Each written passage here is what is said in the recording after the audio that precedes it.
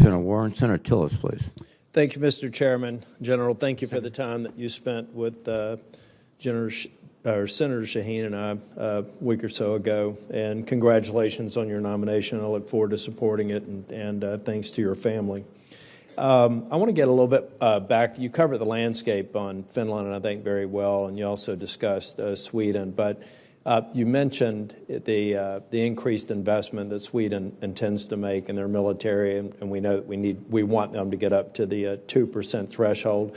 Can you give me some insight into the specific actions they're taking that would give you confidence that they would be there by 2028? Yeah, well, they've expressed the intention to do so. In my conversations with my colleague Carl Engelbrechtsson, Major General Engelbrechtsson, the chief of the Swedish Army, he's confident. He believes that that they are going to get there on schedule. They've accelerated to 2024. If you know, what would that look like? I've met with Swedish officials almost every week for the past month, and one of the comments that they made is they fully intend to do it. But they also have to be able to absorb the investment. So with respect to the added investment, what is that likely to look like in terms of ground, naval, air forces? Right. So Carl adopted a motto of 3-2-1, the key part of which is to go up to 3 brigades, which is adding an additional brigade. That's a big chunk of it right there, I believe.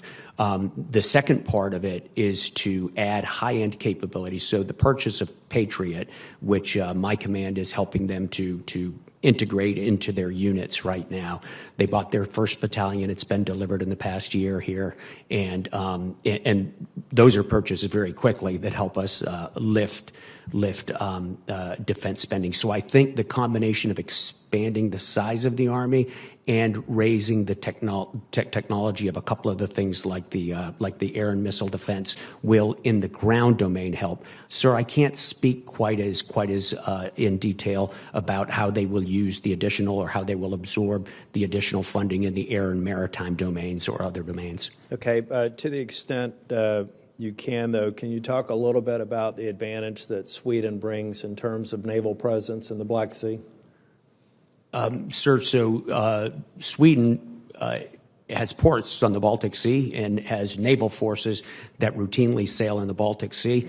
As you know, the Gotland is sometimes referred to as the unsinkable aircraft carrier. So I think they will bring an enormous amount of surface capability to us in the Baltic Sea. They also have underwater capabilities that we have that will help us as well. Excuse me, the funding that we approved and that I voted for, the supplemental funding for Ukraine, do you think it was a wise decision for us to send that resource to Ukraine? Senator, I think we will put that to good use. We will put that to good use. Can you also speak a bit about how the food assistance and the broader scope of the bill focusing on the threat to food sources in North Africa, and what would happen if we don't pay attention to that in terms of stability in areas that ISIS, Al-Shabaab, Boko Haram would love to see destabilized? Sure, absolutely, Senator. So the groups that you just named feed on weak governance and food insecurity and corruption and poverty, just like groups like that do elsewhere in the world. Those groups have been doing fairly well in the past couple of years. They've made gains in the southwestern Sahel that we really need to keep an eye on and that our European allies need to help with. A food shortage now would just exacerbate the situation down there, Senator. Thank you. Last thing, Senator Shaheen and I visited Serbia, Bosnia and Herzegovina, and Kosovo. I got the sense in speaking with the leaders of those countries that they felt like they've been kind of on the back burner in terms of our focus. What more do you think we need to do in NATO, if any, to really increase our presence and demonstrate that we're very concerned with that part of the world? So I think the first thing we can do is exercise on an increasing basis down there. As you know, the U.S. Army Europe Defender exercise series focused on the Baltics last year.